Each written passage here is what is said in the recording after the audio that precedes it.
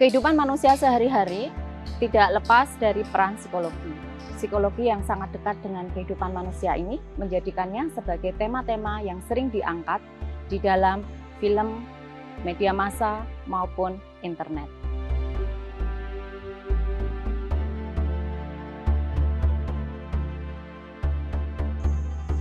Meskipun demikian, apa yang disampaikan di media massa dan sebagainya tersebut bukanlah sesuatu yang benar.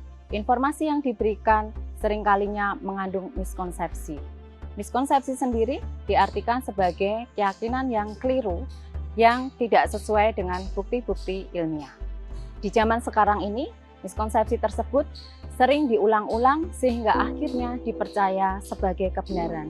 Dan penyebaran miskonsepsi dipermudah dengan zaman yang serba digital ini.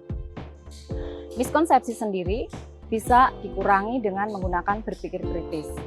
Dengan menggunakan berpikir kritis, seseorang akan bisa mengevaluasi klaim-klaim psikologi yang keliru dan kemudian mencari bagaimana fakta atau kebenarannya. Berpikir kritis sendiri bisa distimulasi dengan menggunakan instruksi berpikir kritis yang dikemas dengan menggunakan game. Selain berpikir kritis, refutation text atau teks penyangkalan, yaitu teks yang berisi tentang miskonsepsi, kemudian menyatakan di mana letak miskonsepsinya dan memberikan jawaban yang benar atau yang tepat untuk menyangkal miskonsepsi tersebut, juga diketahui efektif untuk bisa mengurangi miskonsepsi psikologi. Tidak hanya berpikir kritis dan refutation text, inhibisi kognitif juga diketahui sebagai mekanisme yang bisa menghambat miskonsepsi psikologi. Dengan adanya inhibisi kognitif, seseorang bisa menghambat informasi yang keliru, kemudian memunculkan informasi yang benar, sehingga miskonsepsi bisa dikurangi.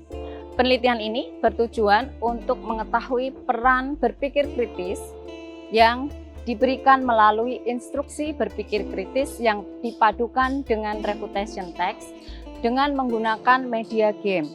Kemudian juga ingin dilihat bagaimana peran inhibisi kognitif pada miskonsepsi psikologi ini.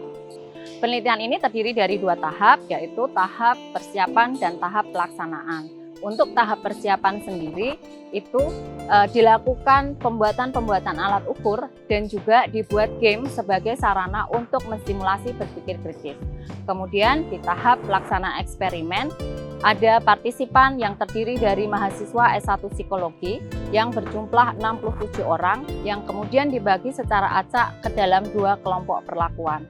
Untuk kelompok perlakuan yang pertama mendapatkan perlakuan instruksi berpikir kritis yang diintegrasikan atau dipadukan dengan refutation text, sementara untuk kelompok perlakuan yang kedua hanya mendapatkan instruksi berpikir kritis saja.